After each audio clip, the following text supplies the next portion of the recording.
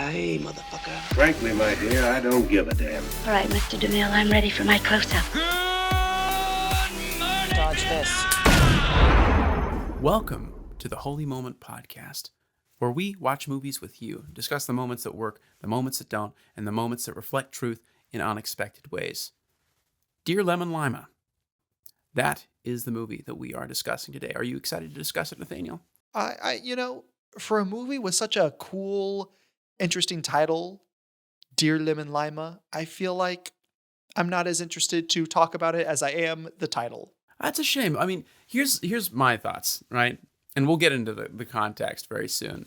But I think it's a fine movie. It didn't blow my socks off. I don't think it's the best movie ever made. I also don't think it's the worst movie ever made. There are some very real criticisms that I will level against it. But for what it is, I think it's fine.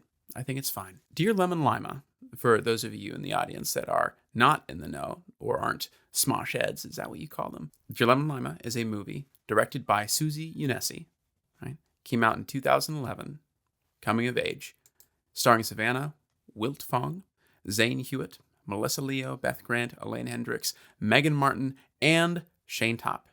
That's right, Shane Topp from The Smosh, right? In fact, that's why I chose this movie. This movie was chosen for the category of coming of age, and it's something I've always wanted to see. I've seen that video of Shane and cast reacting to clips of him as Philip, who's the main antagonist of the film. And those clips were very charming. I think that those clips were maybe the highlights. Charming. I think charming in the sense of very funny, right? I think he gives a very funny performance. But do you have any relationship with like Smosh, Nathaniel? Have you watched them growing up, or do you have any interest in them in the present day? I did not watch them growing up. I, once in a blue moon, will watch a video of theirs. I actually got exposed to Smosh, funny enough, through Good Mythical Morning, because I think Good Mythical Morning owned Smosh, bought them out 5, 6, 7 years ago when GMM was getting really big, if I'm not mistaken. Yeah, that's right, because Smosh was bought from Ian and Anthony by Defy Media, and Defy Media screwed them all over and lost all of their money and tried to fire everyone. Rhett and Link bought Smosh and kept Ian on as like the CEO of the company. And then, Rhett and Link, that was the parent. And then later, Ian and Anthony bought the company back. And Shane came from that later era of Smosh. Originally, it was just the two dudes, Ian and Anthony. But he's great. He does, the try not to laugh challenges. And I think that he is sort of a main character of the cast now, where like 15 years ago, they'd be going, who's Shane, right? Ian and Anthony, that's Smosh. But nowadays, newer generations might think, oh, like Smosh, it's Shane, it's Courtney, it's this, it's that. But that's what sparked my interest. I think that Shane performed very well. I think he won an award for this. I mean, he was pretty young. I think he was 17. Would you disagree that his character was the most entertaining to watch? Entertaining. I think he played his character extremely well. And when she was on screen, you hated him. But I don't think he was necessarily the most entertaining to watch. I thought the dynamic of the cigarette club and the little boy, whose name escapes me at this moment, I thought all of their dynamics are more entertaining personally. Yes, did Shane have an over-the-top performance that was memorable? And maybe in the scenes, he was very engaging to watch. Yes, but he wasn't the most enjoyable to watch, in my opinion. And that's because I think he played his role well. He was a very arrogant a-hole, and he did a good job with it. But he wasn't necessarily my favorite to watch. No, that's fair. I think that he is an insufferable little twat, right, in the movie. I think my first context of seeing some of those scenes was him and crew watching them together. And when you're seeing them laugh at himself, the scenes become exponentially more funny when the people you're with are laughing with you. Right? Yeah. That's the beauty of the theater, right? going to movie theaters is the experience of watching a movie in community, as films were meant to be enjoyed. Anyhow, we should probably tell people what this movie's about. Not just assume that they've seen it, although it is free with ads on YouTube. Yeah, I didn't know that. I didn't rent it. Where did I watch it? I didn't buy it, but I didn't rent it. I honestly couldn't tell you, but I didn't watch it on YouTube. I didn't find out till later it was free on YouTube with ads. So I probably watched it on some random site like Pluto or Tubi. Yeah, after I watched it, I did have that thought of like, where did Nathaniel watch this? I sure as heck hope he didn't rent or buy it. Hope I didn't pay money to watch. Yeah, Dear Lemon Lima. I think actually I think it was on Amazon. Now I think Amazon Prime was free with ads. Now that I'm remembering, I think that's where I watched it. Oh, free with ads on Amazon. They probably had less ads, I would guess. Amazon has a medium amount of ads. They're not. Hulu's by far the worst. Hulu has the most and longest ads. Every ad breaks 1.5 to 2 minutes. It's ridiculous. No, that makes sense. Well, anyhow, Dear Lemon Lima is about a 13-year-old girl, Vanessa Lamore, of Yupik descent. Yupik being an indigenous Alaskan people that were from the southwestern side of Alaska. She's dumped one summer by her true love, Philip Georgie, played by Shane Topp, and spends the whole summer moping, and in comes a school year, right, where she is chosen to be what do they call it? She gets some scholarship for being descended from indigenous peoples, and she gets into the crowd of foo bars, right, a bunch of outcasts and misfits. They have a group with it they call the Cigarette Club, where they don't smoke cigarettes. They just collect them, which I have a fun story about that later.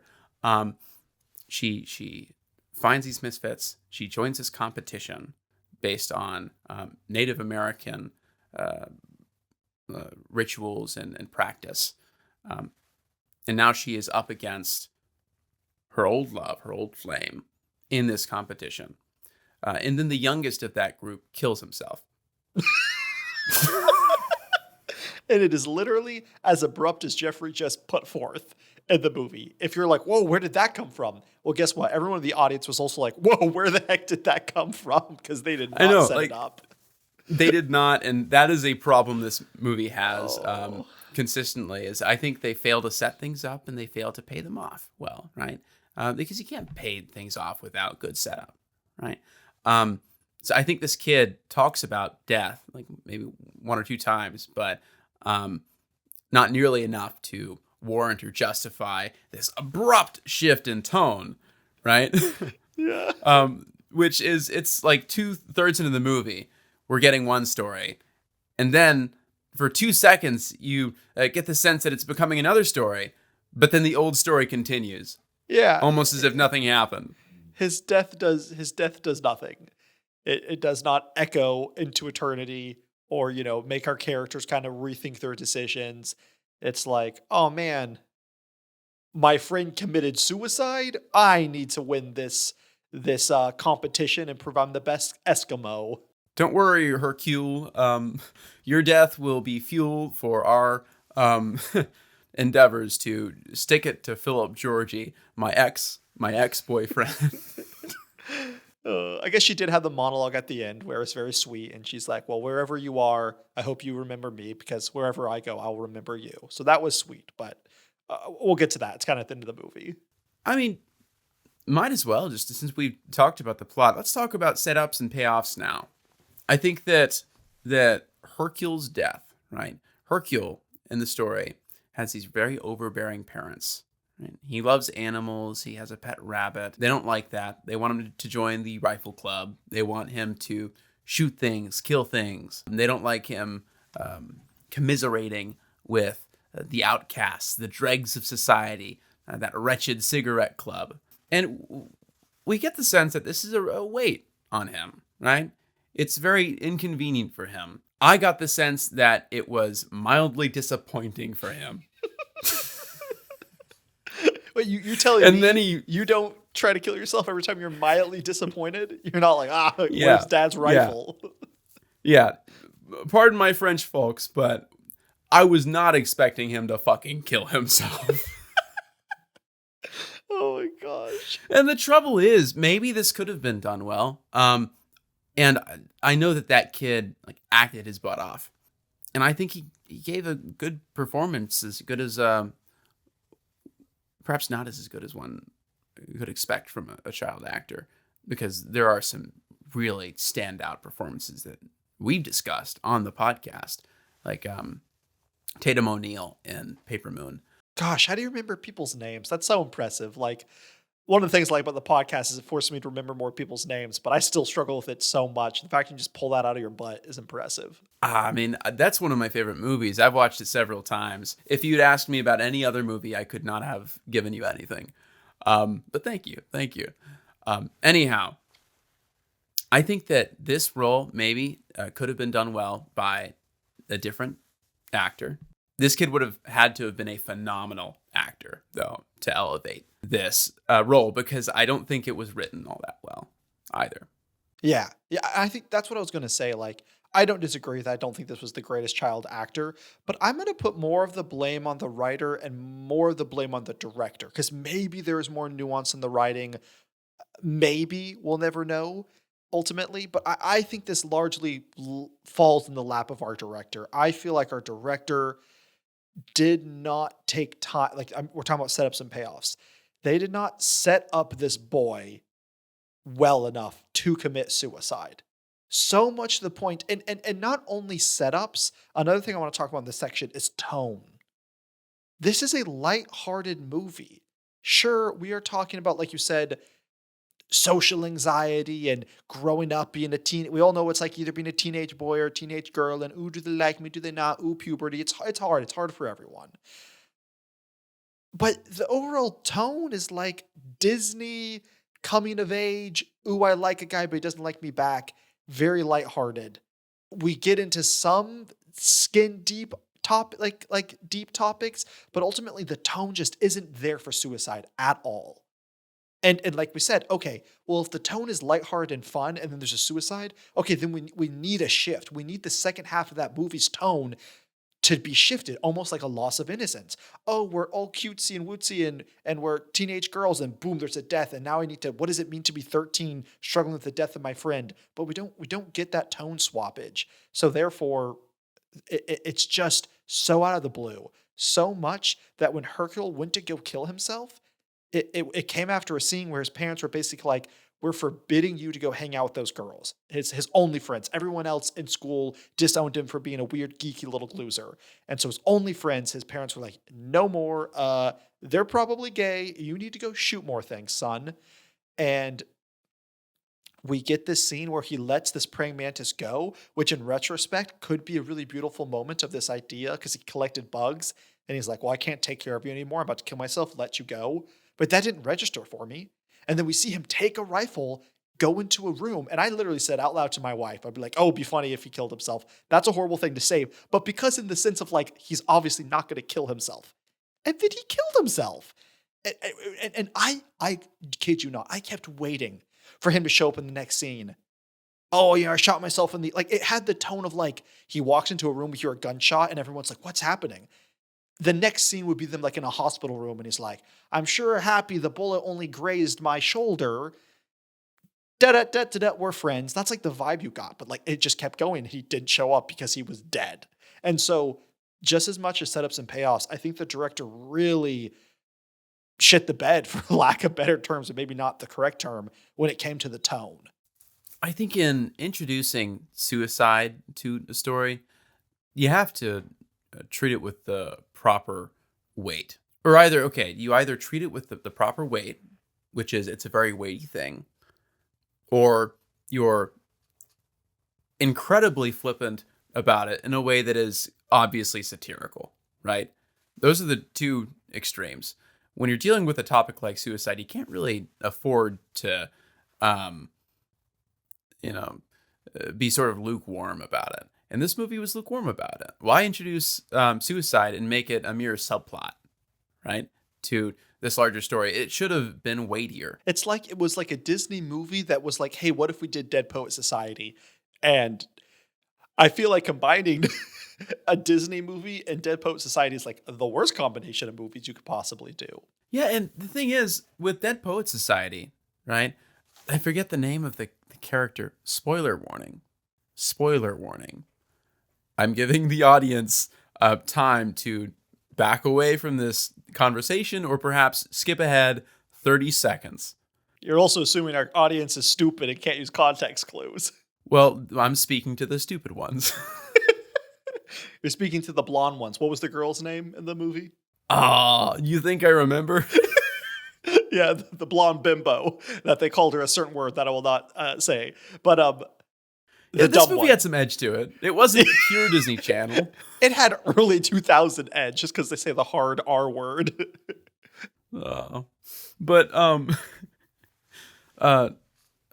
yeah, the kid that kills himself in the Dead Poets Society, that was built up. That was established that he has this deep and abiding melancholy and a desire to express himself in a certain way. And his dad is very clearly saying, no, you are wrong for this. Not only are you wrong, but you fundamentally are wrong for this. And it's a essential idea of the film that we have this beautiful individual who is coming into his own, and then his creative spark is snuffed out, and he cannot go on living. Sets it up, pays it off. This movie, at no point did I ever think, oh, Hercule, he's probably going to kill himself. That dad better watch it, right? If he's mean again, he's going to send Hercule over the edge and he's going to shoot himself. What you're expecting is, oh, he's going to disobey his parents and then he's going to find like a sense of fulfillment in this found family, right? This found community. Here's what I'll say. We talk about in film school this idea of killing our darlings. How oftentimes students will write these 25-page short film scripts. And there are a lot of moments that they really love that will not work because it just stretches the movie out too long. So you have to cut your darlings, make it an efficient story. In this case, maybe some of those darlings could have stayed alive. Oh, not Hercule the darling. The writer and director were really like, man, this movie's too long. What can we cut? What if he just kills himself? The movie's like an extra hour-long act, and it's just following Hercule and this amazing character arc development. And they said, nah, axe it. Exactly. No, I mean, we needed more time with Hercule and his parents. And Hercule, this is a very short movie. And to have dealt with the themes that they dealt with, it should have been longer, right? I don't know. I'll push back on that just ever so slightly because I think you can effectively tell a coming of age, this dealing with this angst, with depression, with awkwardness, and even something as heavy as suicide. I think you can do it in an hour and a half. Fair, this movie was an hour and 27 minutes, but the point is, I don't want to give too much wiggle room to the people that made this movie because I think there's some level of, I don't know, accountability is such a strong word, but there's some level of like, I think you, with better writing, better storytelling, you could tell a story with these setups, these payoff with the correct tone, and make it more effective in a shorter period. I mean, another thing with film school, so often where we hated it as freshmen. You have all these constraints. This short film can't have audio. This short film can only be 10 shots. This short film has to be a one take. This short film has to be only between two actors. This short film has to be the script that someone else wrote. So many constraints. And we hated it at first. But we became, not everyone, but I personally became to love it because the constraints forces you to be creative. It's almost like when you have everything at your disposal, you can write as much as you want, as long as you want. You can do whatever. It almost becomes paralyzing. You can go all over the place, and it kind of can be crappy. But when you're constrained to a certain idea or whatever constraints the teacher or professor puts on you, it allows you to think outside the box and do something more interesting. And so I just think the excuse of, oh, it's only an hour 27 for this director, I think could be seen as a constraint. How can you really pinpoint an emotion or a character development as quick as possible? And I just would have appreciated if they would have worked harder, because that's I think my biggest critique of this whole film is the lack of character development. For a coming of age movie, That's what you want. You want the characters to come of age. You want to see them go from one emotional spot to another. And sure, we have that. Our main girl Ness is heartbroken over Shane. I'm just gonna call him Shane. I don't remember his actual kid name. Philip Georgie. Philip Georgie, but Shane from Smosh. Ness is sad that Shane from Smosh left her, and sure, she found her cigarette club, all the other weird girls that no one else loves for some random reason, because they're not blonde. They all have dark hair, so of course they're ugly. So she befriends them, and then at the end of the movie, she's like, it's all about self-acceptance, and I can be weird because who cares? So sure, you had that character arc, but it was that. It was that skin deep. You never really got why Ness was kind of going through what she was going through. Again, just failures in setup and payoffs. The whole dynamic with her mom was super weird. The fact that her dad left, the fact that she's like, oh, I don't really view myself as Eskimo, but everyone's like, you're Eskimo. You have this grant to go to this school. Just you never got into who Ness was and what she really was struggling with. And that was my biggest frustration. But coming of age, I want to get into the nitty and gritty. Why are you feeling socially anxious? Why are you feeling depressed? What are you struggling with your body and your self-image and the growth? It just was so surface level. That's why it felt like a Disney movie that had suicide and said the hard R word. And that's it. That's what makes me wish that this had a longer runtime. I think that you can tell effective stories in an hour and 27 minutes that tackles like those themes. But I think if we had used all that time to properly set up Hercule's suicide, this would not have been a movie about Vanessa and Philip and the competition. This would have been a movie about Hercule and the suicide. And I agree that I didn't really buy the relationships that she was forming with these people because we didn't know much about them. She couldn't have known much about them beyond what we knew. At least that's what's communicated to us as an audience, right? We only see what they give us. And so if just more time had been spent fleshing all those things out, I think this could have been a better film, and it just wasn't. But all of that is very heavy. And we can continue talking about heavy stuff. But you mentioned something very interesting concerning Vanessa's Yupik ancestry and how she doesn't really want to claim it. That's something that I actually resonated with because, for those of you in the audience that don't know, I am 1/16th Choctaw. And I know it's minuscule, right? I'm an official member of the Choctaw Nation of Oklahoma, though. Like, I have a card and everything, and I did get benefits from it. And when she had some struggle, internal strife about like, okay, do I claim this? Do I not? I feel mostly white. I look white, right? How can I really claim that? Is it my place even to claim it? I felt those things. And I think when I do mention that I am 1/16th Choctaw, it does get some chuckles, right? And I play into it. And objectively, it is funny. Look, I'm Choctaw. But I thought that was very interesting. And the environment that they put her in, this private school, where celebrating Native American heritage is such a big part of this school's identity, this school that consists 99.9% of rich white kids, that was an interesting angle, right?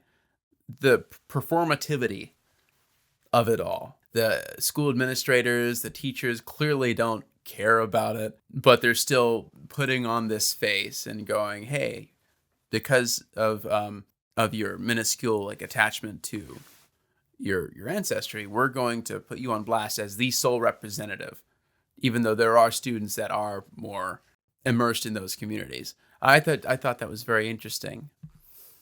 Do you have any like thoughts on that? Was that an interesting story angle for you? Yes and no. Again, the story characterization of Ness being this indigenous person and the internal strife that it caused, poorly done. Bad. It was done poorly. I can get into it more in a minute. This is my opinion. It was satirical, right? Like, not mocking obviously indigenous people. I think it was mocking the sense of how much sometime white culture needs to feel guilty and inclusive of all other cultures. It was satirical. Yeah. Yeah, 100%. And I just thought that that was interesting and funny. I liked that. I liked that it was poking fun at it. I don't think the execution was the greatest, but I liked the heart behind it. And I thought the heart behind it was funny and relatable as someone that has had similar experiences to Ness in that space. Yeah. So I'll agree with you. The satirical side of poking fun of white American culture needing to feel bad for all minorities. I think they did it and just ahead of its time. This was early 2000s, like what, Well, this oh is actually 05? 2011. 2011. But I mean, like, that feels like 2011's like early 2000s beginning to kind of be to some degree. Gonna be 2030s before long. Oh, yeah. Oh, don't remind me, Nathaniel. That'll be crazy. We'll be 30. But the point I'm trying to make is ahead of its time. I feel like with poking fun of white culture feeling so guilty all the time in this satirical school. What I didn't like was, again, Ness's character of, okay, she's raised by her white mom because her dad left before she even was born or knew who he was, but he was the indigenous one. So he's the indigenous guy. I don't know anything about. I guess ultimately, actually, it's a lot like me as well. I'm half Filipino. My father and mother are divorced, so I was raised with my white side of the family. And so it is this idea of like, I have this whole Filipino culture, but I grew up all with white people. How much do I claim of my Filipino identity? Basically, like being any type of minority in like America, the Western civilization, the melting pot, kind of this idea of like, well, where is my culture? Like, I was born here in America, but like my skin's different. Like, we eat different food. Besides the point.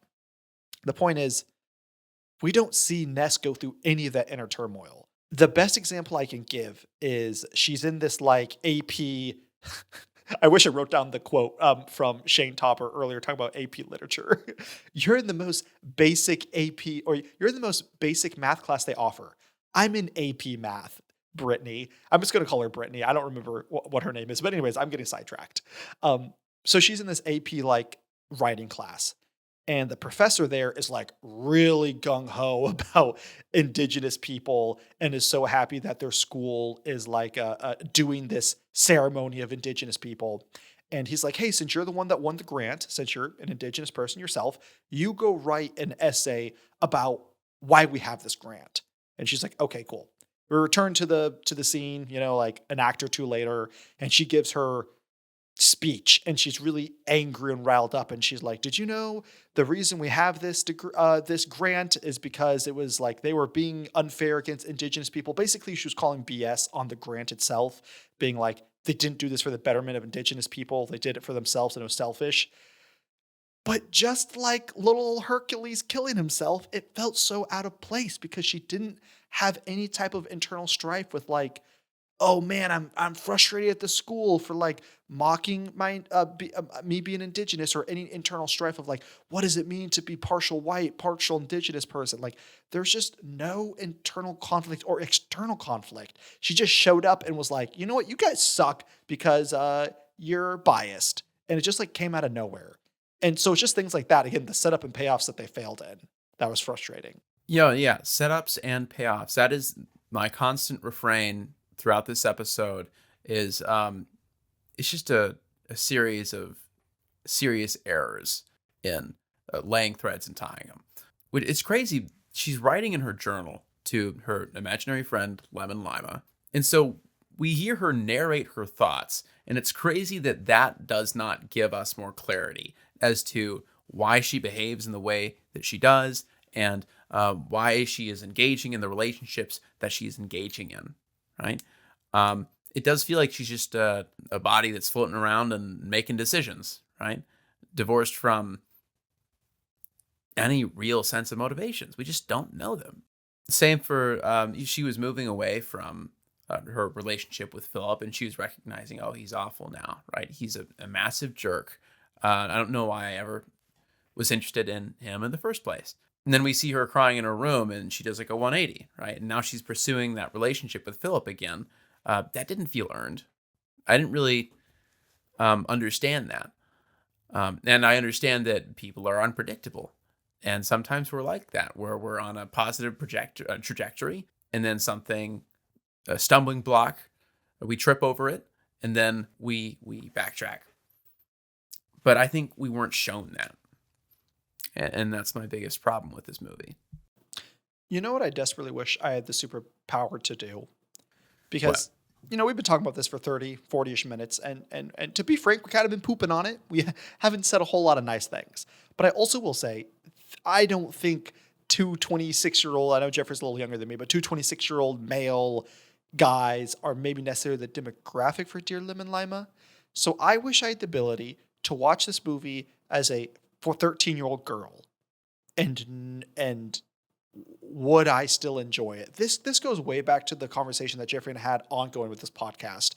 Kids movies. I'm not saying this is necessarily a kids movie, but like, bear with me. Kids movies. Do we settle with cheap jokes and crappy animation and bad storytelling for kids like in Dougal? Or should we hold kids movies to a higher esteem? Don't talk down to them. It's a chance to teach them lessons and not just humor them for an hour and 20 minutes like more Ghibli films. Okay, take that concept and now put it into this coming of age. Just because I'm a 13-year-old girl that watches Dear Lemon Lima and then maybe I can relate to it. Oh my goodness, I put in my diary. Oh my goodness, I had a boy that doesn't like me anymore. Oh my goodness, I don't feel that attractive. Just because they can relate to it, enjoy it, that doesn't mean that they did the best job. I still think that means they did the bare minimum of making the most cliche characters. Again, we as humans, we self-insert ourselves into movies a lot of times. So often we are looking for a very shallow character. But I think that doesn't do anything in the greater scheme of film and art. It doesn't push us as humans. It allows us to live in our emotions. And I'm not saying that's always bad. Sometimes it's good to have a film where we can just feel our emotions in a big way. But I like movies that maybe push you. The example, and again, these are pretty different movies, but Perks of Being a Wallflower. A beautiful, subtle, heartbreaking coming-of-age movie that gets into the nitty-gritty, does great with setups and payoffs. We understand where the characters are coming from, what they're struggling with, and where they're going. And I just feel like that movie, it doesn't just allow you to live in the big negative emotions of like, oh my goodness, I'm a teenager and everything's crazy and my body's changing. But it also confronts you with the idea of changing and growing. And so I feel like I like that in film. It maybe it's a self-insert so you can see yourself, but then there's a call to action, or not even a call to action, because I don't necessarily think movies are propaganda in the sense of like change your life for the better. But there's just something more than being like, feel this cathartic moment. I don't think art and specifically movies are just feel this cathartic thing. It's feel this thing and then see the change that can happen. And I just feel like we didn't get that with Dear Lemon Lima. And so I just wanted to bring it to the point that maybe we're not the target audience, but also devil advocate with myself that even though we're not the target audience, that doesn't give it the excuse to be bad. I think that is a very valuable perspective. I'm glad you brought it up because there is a lot that I don't understand about being a 13-year-old girl. Can you tell us what you do understand being a 13-year-old girl? Here's one thing that I do relate to in regards to Vanessa Lamore and her circle of friends, specifically the Cigarette Club, right? When I was in high school, I was a part of a very exclusive group called Vape Club, right? It was me and two other friends. Now, much like the Cigarette Club, we did not smoke vapes, right? We didn't vape. We didn't own vapes. We never planned on vaping. We just met in the bathroom after lunch, and we just hung out. One day, this kid walks into the bathroom, and he's like, "Hey, like, what's going on over here?"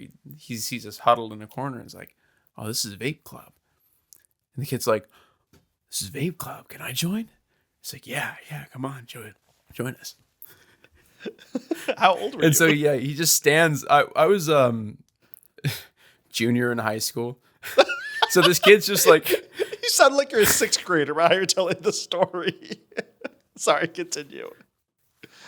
No, but it's just really stupid because this kid just stood in this circle with us for the next 6 to 8 minutes, expecting us to pull out our vapes and start vaping, and we just hung out. Right? We didn't even talk all that much. We didn't have substantial conversation. We were just on our phones. That must have been the most disappointing day of that kid's life, where he thought that he was going to vape with the cool kids. Lo and behold, we are not cool. It's not even about being cool. You think like the Cigarette Club, they're not the coolest, but they have friendship. They have conversations. They have bonds. You guys didn't even have that. You just looked at your phones.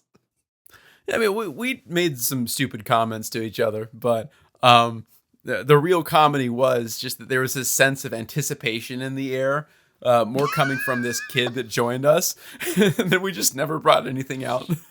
Jeffrey, a I professional think we kept on like edger. motioning to our backpacks as if we were gonna bring things out, but we never did. So, Jeffrey's been practicing edging since day one. oh yeah, that's edging's my middle name. Oh no.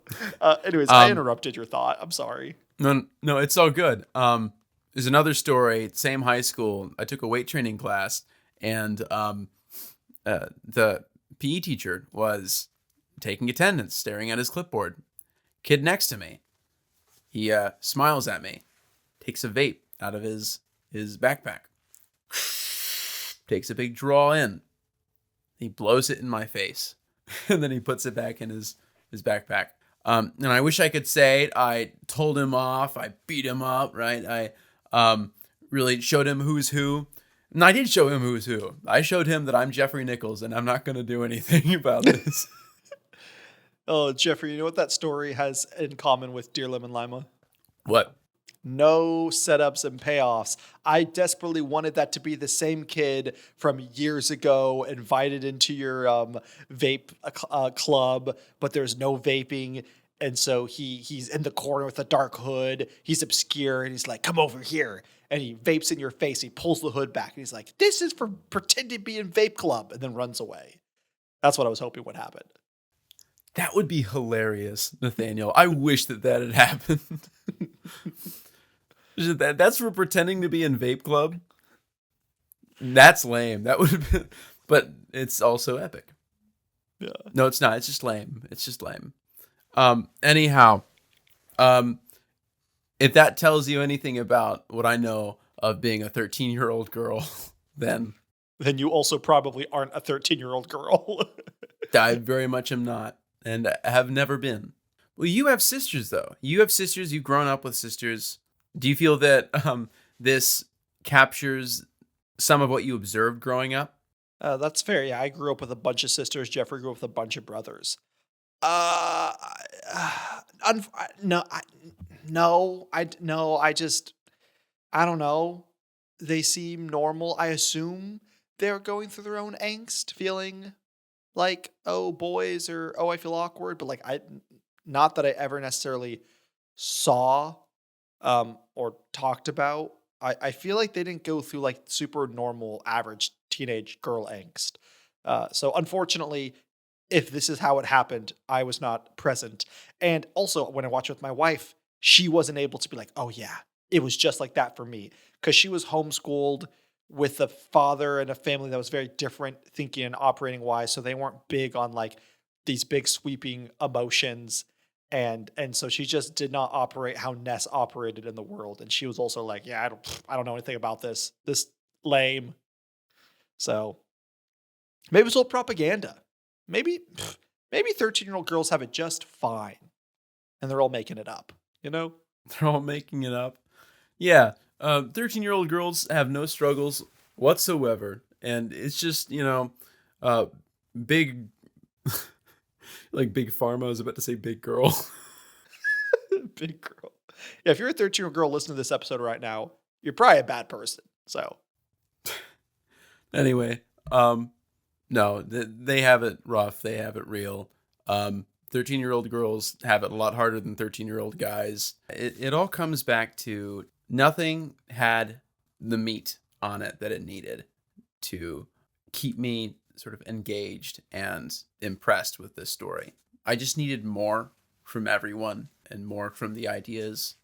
And I do wish that this movie had been longer. And I would not doubt it if there was a version that was longer, that delved more into Hercule's backstory and into the backstory of the other girls. And I think that there's potential here. I think that this could have been a really interesting story and an interesting perspective. I would not be the one to write or direct this like script because I am a man, right? And I've never experienced these things. But like Nathaniel, let's say you're tasked with completely reworking this. What are some of the changes that you would want to see made? I mean, I think the biggest is tone.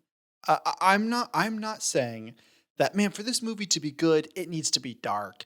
We need to get into the suicide. It needs to wreck them emotionally. It needs to be this dark, gritty thing, kind of like how Perks of Being a Wallflower was. I don't know if it's a gritty movie, but it definitely, the tone is very, very darker and more macabre and sad and depressing.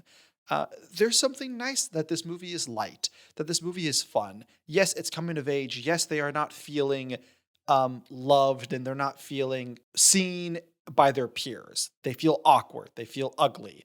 So I'm not saying that therefore it has to be this dark thing. I appreciate that it is talking about these heavier topics, but in a light, fun way. But for me, I think what I would have done was I would have spent more time with Ness getting to know her character. I just think it was too weak of a motivation. Which again, this was what makes me believe this must just be a kids movie.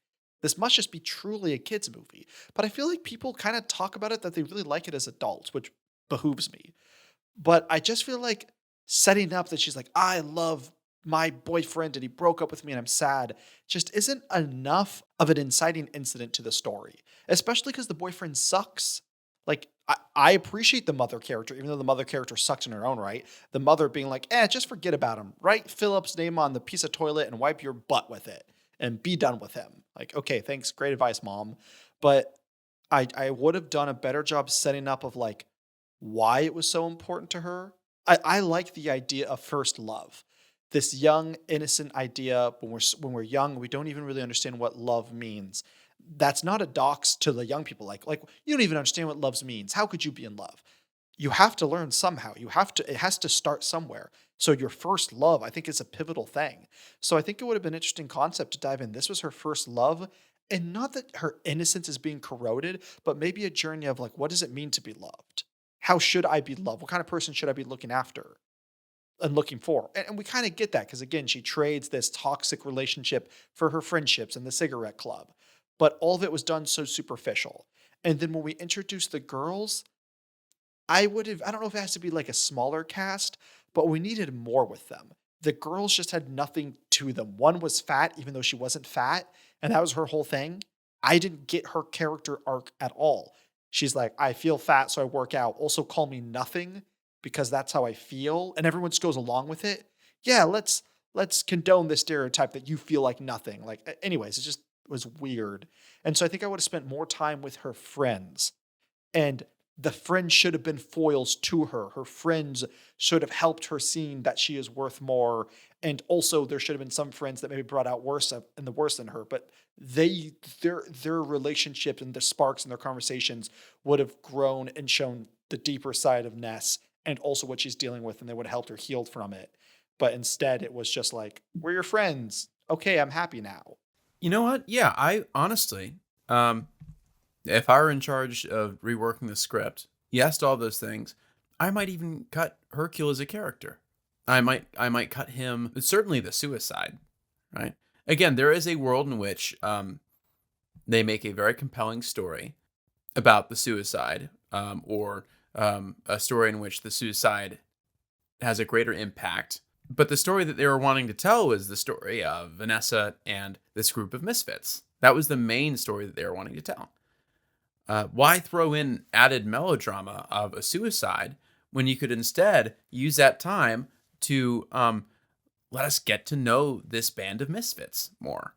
I fully agree with you. I mean, it goes back to what you said. I know it's a joke, but it's true. Sometimes we have to kill our darlings, and they killed Hercules, but they should have cut his character as a whole. Because I think you hit the nail on the head. If this story is about Ness not fitting in, feeling awkward, needing to find her place in the world, that was with the cigarette club. That was supposed to be those girls going alongside that journey because they're also faboos or whatever they called it. They're the awkward social outcast. But because Hercules' story arc honestly it did outshine Ness's. It was like the main story, weirdly enough. He was like the main character in a weird way. It completely detracted from not only Ness, our main character, but all of what should have been the side protagonists of the cigarette club. So I think they should have axed that altogether. I fully agree with you. Yeah, I mean, and once you make those like changes, I think that the actors did a fine job. I think that they just needed better direction. They just needed better writing. That's the crux of it. I don't have any complaints with Savannah, Zane, Melissa, Beth, Elaine, Megan, Savannah, Wildfong, Zane, Hewitt, Melissa. I said the names before. You can go back and listen to them over if you want to hear them again. But yeah, I just don't think that they were very well utilized. I'm very curious to know what else they did after this and before this. To me, I really thought, I know you were praising Shane. I thought Ness's actress, I think she had my favorite performance, a very underutilized performance because of the script. But I thought the moments where she kind of was alone and self-reflecting, I could see a hint of like, I think she could be a good actress, but she just didn't have anything to reflect upon. No, I agree. I think that she played it. It was a very understated performance, whereas Shane Top was an overstated performance, intentionally so. What's something, if you were to rewrite it and rework it, what's something you would keep? What's something like, I like what they did there. I would keep this. I would keep the Cigarette Club. I mean, you can't really have the story without it. Interesting enough, I mean, the movie's called Dear Lemon Lima.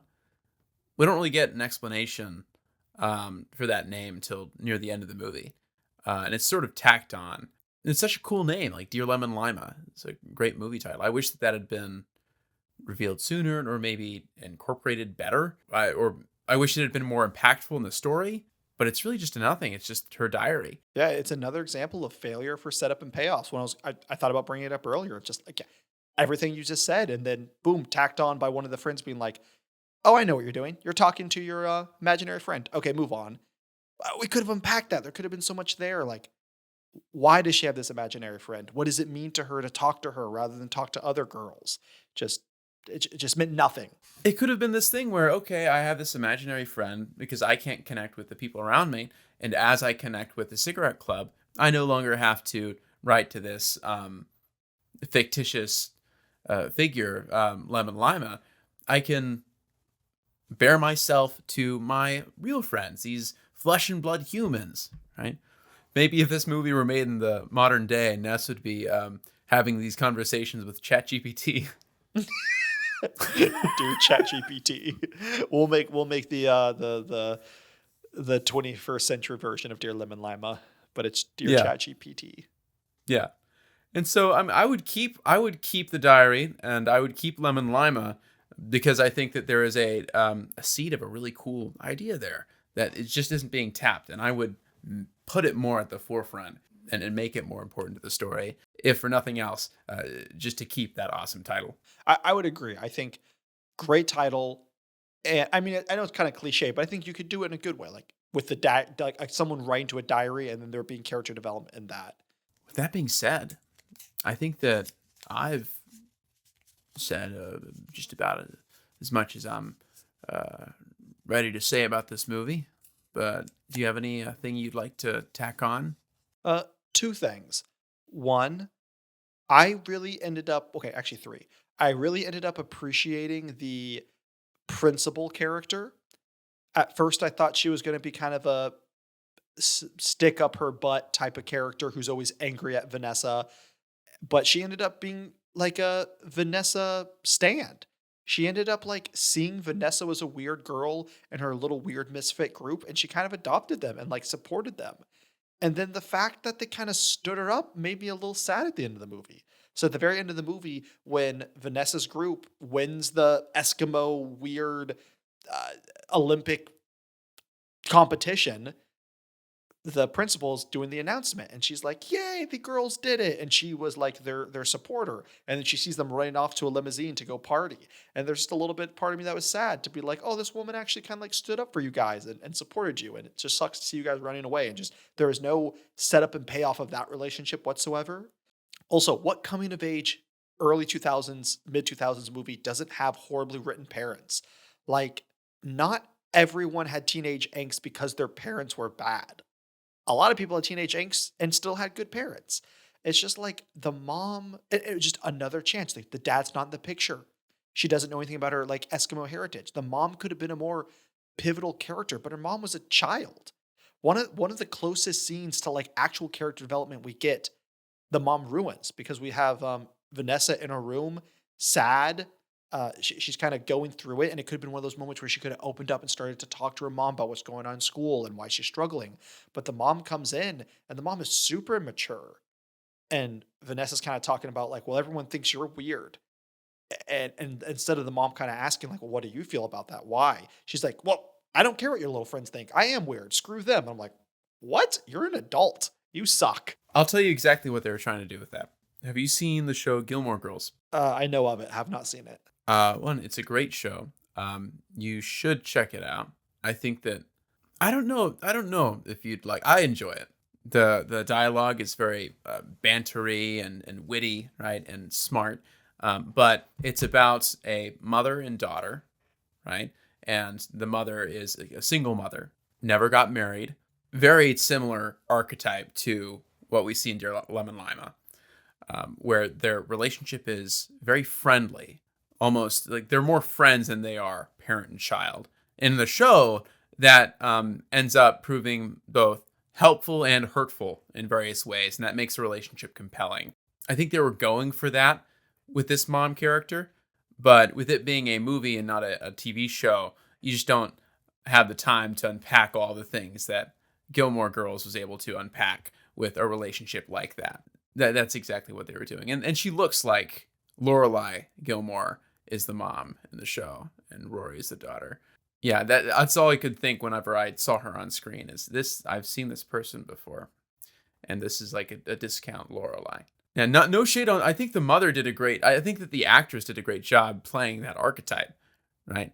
But there was some immaturity there, trying to fill the niche of like we're a cool hip mom, and we're not afraid to push back, but in a way that is relatable, like and conversational. Yeah, and I mean, that archetype isn't bad in itself, but it just didn't allow for any intimate, real moments between the mom and daughter because she was too hard trying to be her friend, and that's a story in itself. But that wasn't this story, and so therefore it didn't do anything for Nessa's journey. Last thing I wanted to mention was first thing I've said good about this movie. 99% of the cinematography is about as normal as it gets. It's whatever. Everything shot at the ice cream stand, which is where Vanessa works and where the cigarette club meets, weirdly beautiful. It's the pastel colors, it's the soft lenses they use. Specifically, when they meet at the cigarette club, they're always laying in this field of like tall grass, and then you have the ice cream stand in the background, and it's this really low angle, and they're really soft and faded, and then you see the sky. A gorgeous, gorgeous shot. Really reminded me of Wes Anderson. So the DP went hard for 5 shots in this movie, and then the rest he said, over the shoulder coverage. Who cares? No, I always like the scenes of her in that pool, right? Lowering her head in it and the grass is floating. That's fair. Yeah, that was good. You know what? That actually reminded me of After Sun. The visuals of that reminded me of After Sun. That reminded me of a painting. It reminded me of, let's see if I can bring Is it it up Lady on in the Google. Lake? No, not Lady of the Lake. Is it the one where the lady's in the lake drowning looking? Yes, I'm trying to remember the specific name. There we go. Ophelia. Yes. Yeah, Ophelia. It's a cool painting. It's from Hamlet. Oh, really? Like they painted it for the play? It was Ophelia is a character from Hamlet.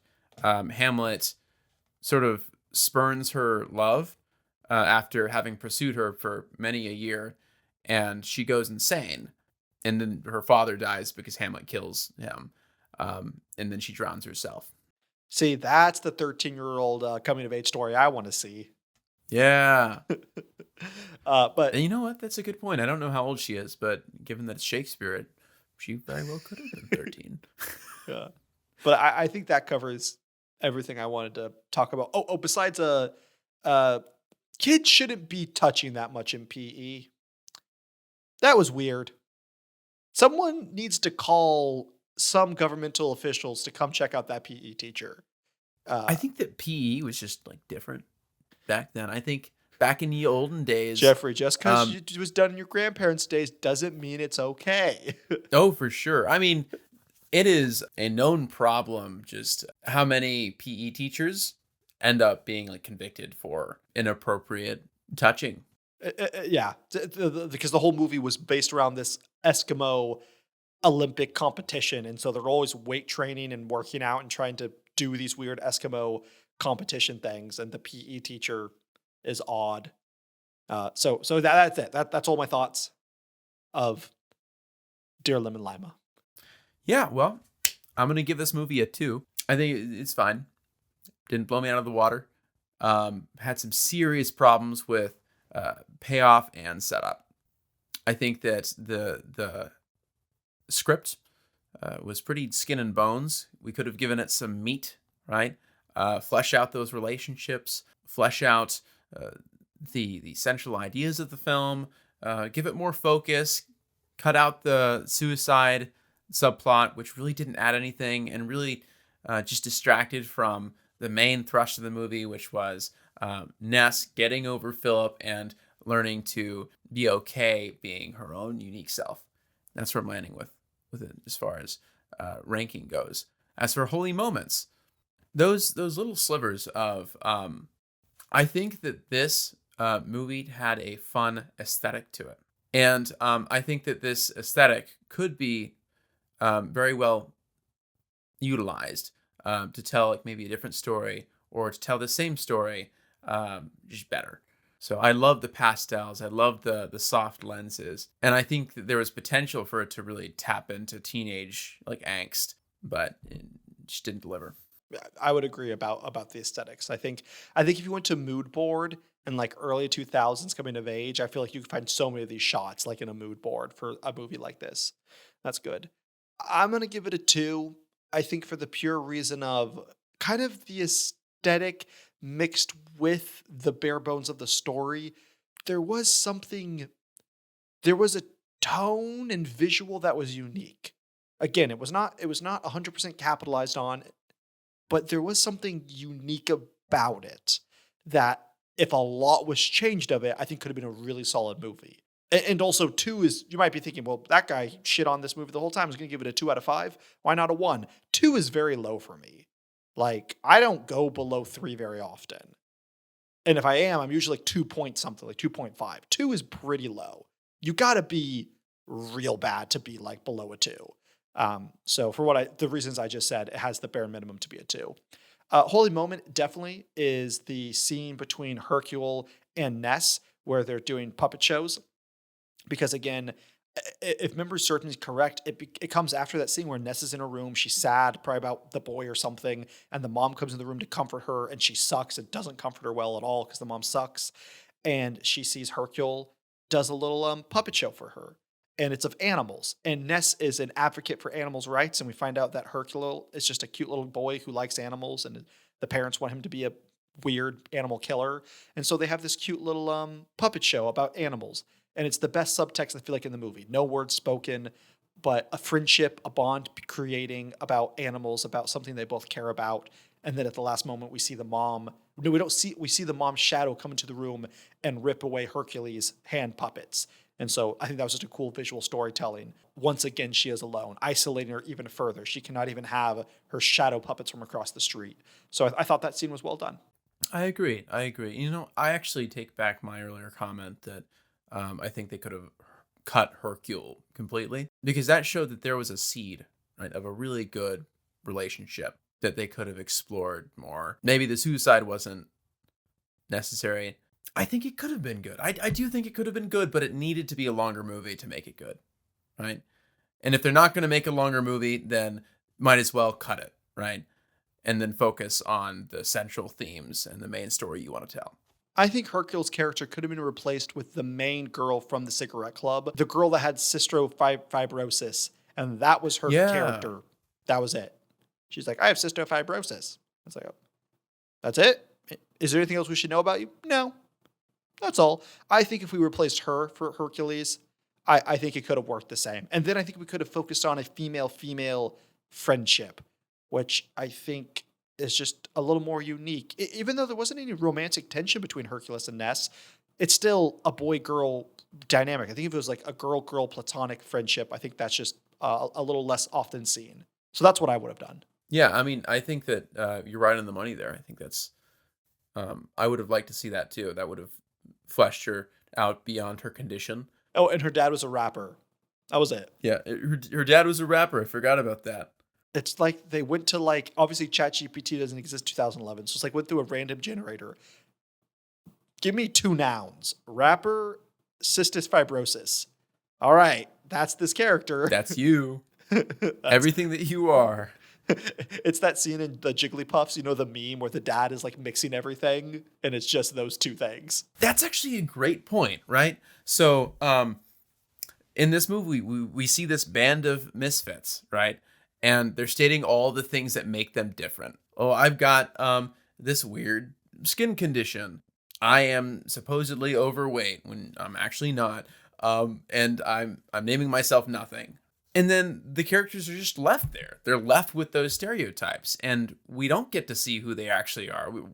We don't really get to see, okay, you are beautiful in these ways. You're unique in these ways. No, by the end of the movie, all we know about her is still that she has this condition and that her dad is a rapper, right? But we know that that's not all there is to you. The whole point of this movie is we're all special. What makes you special beyond that? Beyond what people see and make fun of you for. Yeah. We find out that nothing can pull a stick really well. So her character arc was that she's fat and nothing. And then she proves to her parents that she's worth loving because she's strong like a man. Because she's bigger. That was a weird character choice. So just like you said, they did nothing. I don't know. Maybe her name should be Nothing. Because she gave us nothing. Well, they should all be nothing then. Oh no. Oh. Well, anyways, now I guess we'd better spin that wheel and see what movie we're watching next week. You know, it'd be fun because 2 times ago it was your pick for hobbies, and then it was my pick for hobbies, and now it's your pick for coming of age. So I'm hoping for Kings of Summer, which is my pick for coming of age, so we can really battle it out to see who had the better coming of age movie. And while I think we both had great hobby movies, I do think Midnight Diner was better than A Knight's Tale. I would agree. Yeah. All right, guys, I'm going to spin my wheel. I got 3 movies left. I have Emmanuel, which is a documentary for Vegas pick, The Kings of Summer, which is my coming of age, and A Fistful of Dollars, which is my pick for what I think my co-host would like. And we are spinning the wheel, and it is going to... Oh, did it. The Kings of Summer. Let's freaking go. Ah, beautiful. All right, so back-to-back ones. I really hope we end the season... Yeah, I think because we'll end the season with me, because you only have 2 more, right? So after this, so we'll end the season with me. I'm hoping we end the season with A Fistful of Dollars. I feel like that's a classic, a Western, a great way to end the season. No, I've always wanted to see that movie. I've always wanted to see all of the Clint Eastwood movies, the spaghetti westerns. I think that spaghetti westerns are just so fun in concept, right? When I found out that they're called that because they were filmed in Italy, blew my mind. It's like, that's why. It's never made sense to me. I didn't know that until last week because I went on a whole deep dive research about the influences on the Western film on Japanese film and Japanese film on Western film. And it was when we were doing Midnight Diner. And yeah, it was originally a dig. It was like a bad thing. It was like not a slur, but it was like a bad thing to call, kind of like being like, yeah, the spaghetti westerns, the bad knockoff cheap Italian westerns. It wasn't really until a famous director who I believe, I can't remember the name of, but I think he did A Fistful of Dollars with Clint Eastwood, and he kind of made them their own genre instead of kind of a mockery. Well, the fun thing about A Fistful of Dollars, and I'm sure we'll talk about this once it comes, is it was almost a direct story rip from Yojimbo by Akira Kurosawa. And Akira Kurosawa actually successfully sued and won the makers of A Fistful of Dollars for the plagiarism. I did see that in my research, not the suing part, but that it was inspired by. I thought it would be fun since your personal pick, your wildcard pick, is a Kurosawa movie, but not Yojimbo. I was like, if you change it to Yojimbo, we could do like a comparison, but you should keep it as the one you have it. Ikaru. I'll tell you what. Yeah, Ikiru, I really want to see it at some point, but here's what I'll do. If the next movie we get after Kings of Summer, if my next pick afterwards is There Will Be Blood, and then mine's a manual, then you would change it. So basically, if it's back to back. Yeah, if it's back to back, then I'll make it Yojimbo. Okay, that sounds like a good deal. That would be fun. Back to back kind of season finale, kind of like a two-parter. Yojimbo and a fistful of dollars. Well, may the wheel god be on our side. But with that being said, I'm excited to do the Kings of Summer, coming of age for boys. So it's like, I think it's like 3 13-year-old boys. So it will be really fun to compare the genre of coming of age. Did Kings of Summer do a better job with coming of age writing than Dear Lemon Lima? Tune in next week and you'll find out. All right, folks. If you want to find us at YouTube or Spotify. It's where you can find the full-length podcast. If you just want to check out our reels, you can find us on YouTube, Instagram, Facebook, TikTok. And we also have an email at The Holy Moment. It's theholymomentpodcast@gmail.com. Send us any of your questions, concerns, feedback, comments, compliments. If you like Nathaniel's shirt, let him know, right? And we'll read it out loud. But in the meantime, y'all take it easy. And what's the outro that I designed last episode that we're definitely sticking with, like forever? Stay holy.